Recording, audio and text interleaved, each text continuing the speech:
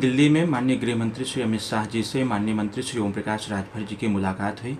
मुलाकात में जो माननीय गृह मंत्री जी ने एक ऐतिहासिक फैसला मोदी सरकार ने लिया जातीय जनगणना की, इसके लिए उन्होंने बहुत ढेर सारी बधाई भी दी।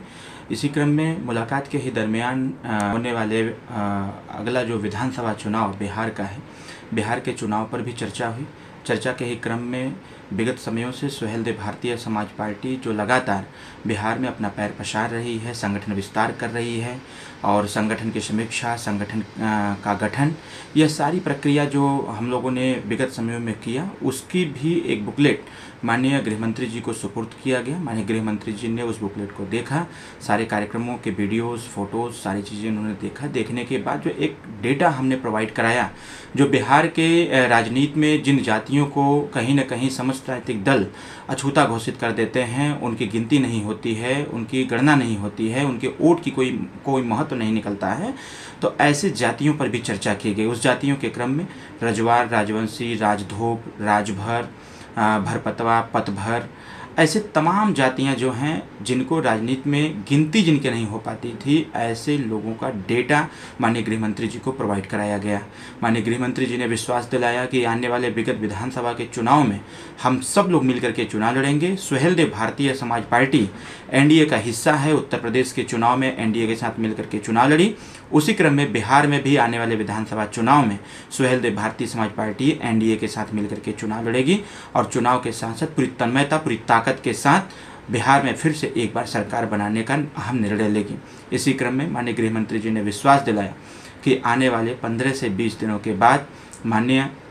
भारतीय जनता पार्टी के राष्ट्रीय अध्यक्ष जेपी नड्डा जी और बिहार संगठन के कुछ महत्वपूर्ण पदाधिकारियों को आमंत्रित करके दिल्ली में एक महत्वपूर्ण बैठक करके इसका अहम निर्णय लिया जाएगा कि सुहेलदेव भारतीय समाज पार्टी बिहार चुनाव में कितने सीटों पर चुनाव लड़ेगी। एक इसी के साथ साथ माननीय गृह मंत्री जी के साथ जो जातिगत जनगणना की घोषणा माननीय प्रधानमंत्री जी एनडीए सरकार ने करने का काम किया है, जातीय जनगणना सिस्टमेटिक तरीके से निचले स्तर तक हो, समय लेकर के हो, जिससे कि जो भी वंचित वर्ग के लोग हैं, जो सामाजिक, शैक्षणिक, राजनीतिक, आर्थिक स्थितियों से जो पीछे हैं, ऐसे लोगों को उनका हिस्सा प्राप्त हो सके। माननीय गृह मंत्री जी ने विश्वास दिलाया कि आज लगभग आज़ादी के बाद पहली बार जातिगत जनगणना हो रही है, जो संविधान के समता, स्वतंत्रता, बंधुत्व, न्याय को स्थापित करने के लिए हमें जातीय जनगणना यथाशीघ्र चालू करने की आवश्यकता है। माननीय गृह मंत्री जी, माननीय मंत्री जी के बीच की जो वार्ता हुई, उस वार्ता में इस बात की सहमति भी दिया गया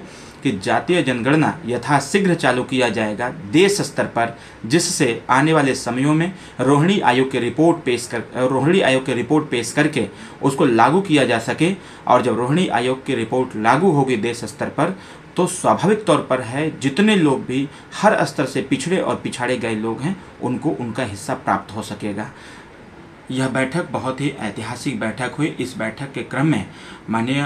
प्रधानमंत्री जी से टेलीफोनिक वार्ता भी हुई और वार्ता के दरमियान माननीय प्रधानमंत्री जी ने इस चीज़ को विश्वास दिलाया कि बिहार के चुनाव में पूरे दमखम के साथ सुहेलदेव भारतीय समाज पार्टी अपना दमखम दिखाएगी। एनडीए के साथ मिलकर के अधिक से अधिक सीट जीत करके पुनः एक बार सरकार को स्थापित करने का निरंतर प्रयास जारी रहेगा। हम लोगों ने सुहेलदेव भारतीय समाज पार्टी ने अपना पक्ष भी रखा और बताया, माननीय गृह मंत्री जी से अनुरोध किया कि आने वाले समयों में एक बड़े कार्यक्रम का आयोजन करके वहाँ माननीय गृह मंत्री जी को आमंत्रित करके एनडीए गठबंधन में बिहार के चुनाव में सम्मिलित होने का औपचारिक घोषणा भी कराने का निर्णय किया गया।